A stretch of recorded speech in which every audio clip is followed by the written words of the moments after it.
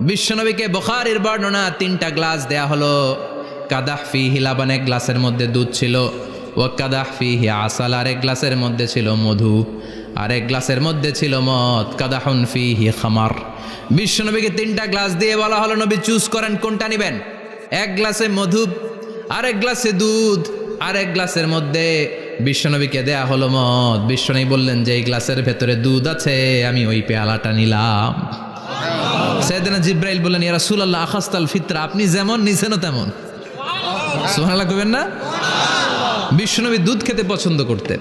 আর বিশ্বনবী বলতেন, আলাইকুম বি আলবানিল বাকার, বেশি বেশি গরুর দুধ খাবা। ফাইন্নাহা তুরাম্মু মিনাল আশজার, কেননা এটা সবুজ লতা পাতা ঘাস পাতার নির্যাস। গরু কি খায়? ঘাস খায় না? এই ঘাসের নির্যাস হচ্ছে দুধ। বিশ্বনবী বলতেন বেশি বেশি দুধ খাবা। ফিহি শিফা, এর মধ্যে শিফা আছে। ফি লাবানিহা শিফা ও লুহমিহা দা, গরুর দুধে আছে শিফা, গরুর গোশতের মধ্যে আছে রোগ। সুবহানাল্লাহ কোন? কত বড় ফিলোসোফার বিশ্বনবী।